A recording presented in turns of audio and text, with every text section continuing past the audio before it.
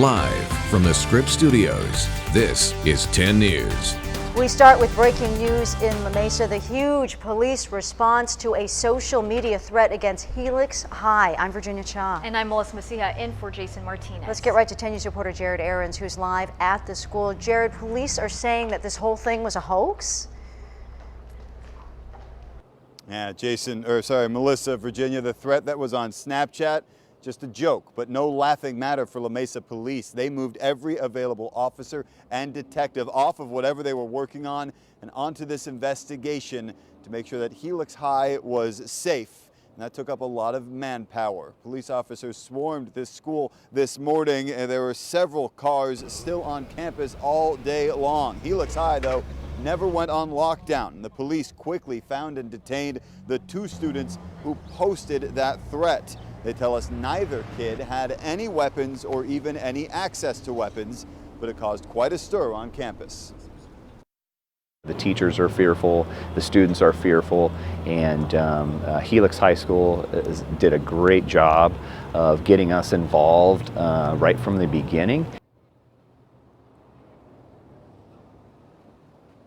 And the school sent this email to parents saying that they take all threats seriously and the investigation could result in criminal prosecution or even expulsion from the school. By the way, it is third quarter finals week here at Helix High School, but no one is saying whether or not this prank was maybe an effort to get out of a test.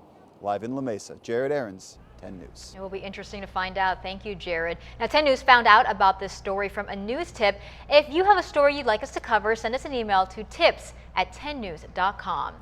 And we have breaking news out of Oceanside, where police are checking out a suspicious death at a construction site. Police got the call about the body just after 5 this morning. It was at a home under construction on Windward Way. That's near North Pacific Street. 10 News will bring you more details as we get them. Happening now, city leaders are showing off their new smart traffic signals. You are looking live at one of the signal locations.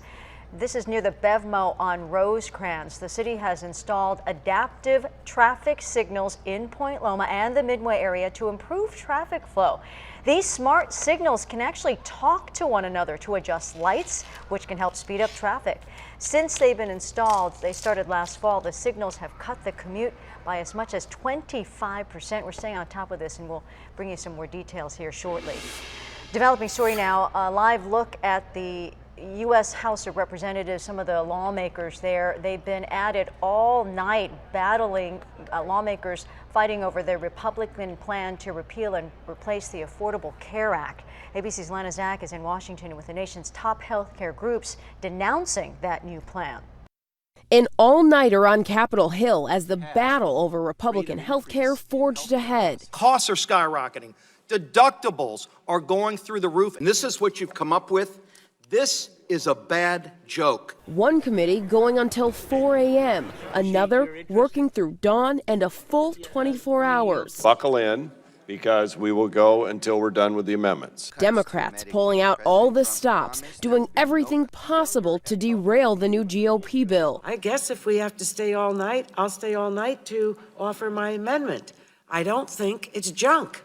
I think it's an important idea. At one point, debating an amendment to change the name of the bill to the Republican Pay More for Less Act. Meanwhile, many of the nation's leading healthcare groups, including AARP, are denouncing the plan as one early review projects up to 10 million Americans could lose their health insurance. That's despite President Trump's promise of insurance for everybody. He's in a very much of a sell mode. Trump, the businessman turned president, now out to make a deal, reaching out to conservative critics who have called the plan Obamacare 2.0. The bill as it stands now has serious problems, but I'm encouraged that the president indicated they're working to make it better.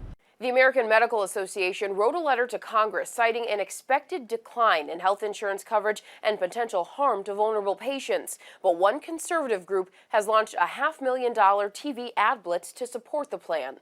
Janae Norman, ABC News, Washington. Happening right now, the family of a man shot and killed by El Cajon police is holding a news conference. This news conference is just getting started here. That's Reverend Shane Harris of the National Action Network. They are planning a march next month in El Cajon. And you can see all of them getting ready. And what this group wants, they want Officer Richard Gonzalez to be fired. Now let me go ahead and show you the video where you see him right there in the middle. He's the one closest to Alongo. In January, District Attorney Bonnie Dumanis said Officer Gonzalez was justified in shooting Alongo.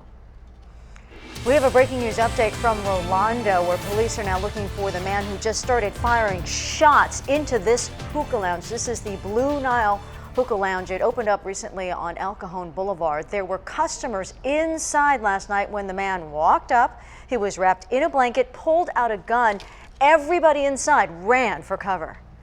I was shivering inside shaking inside under the chair.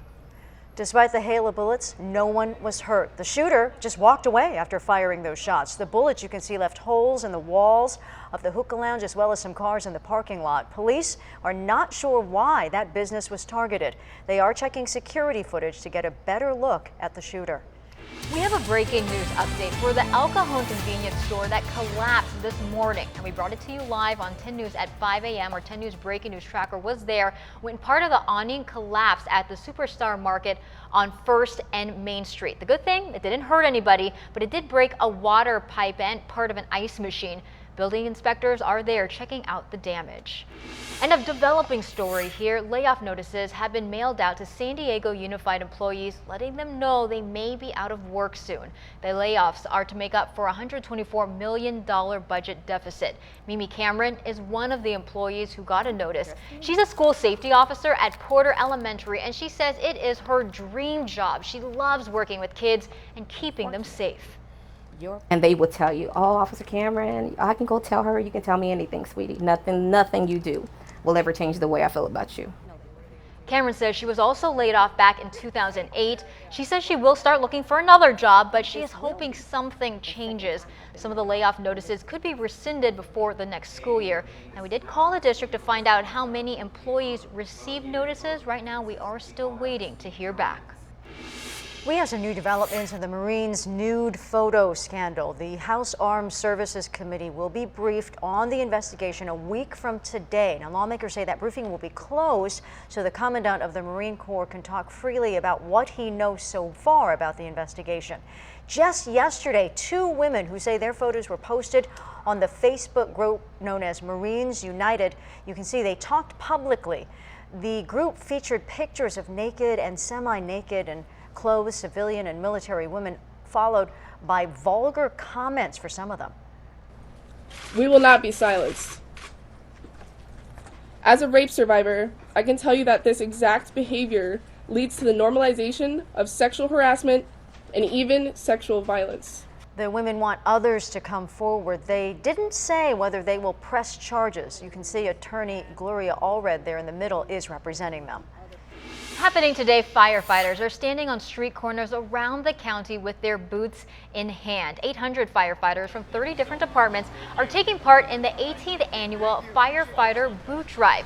It raises about 20% of the Burn Institute's revenue and helps fund Beyond the Scars camp for kids with burn injuries. It also helps with training programs for fire safety. I know you've been showing this boot all morning, and hopefully people will fill that one. Exactly.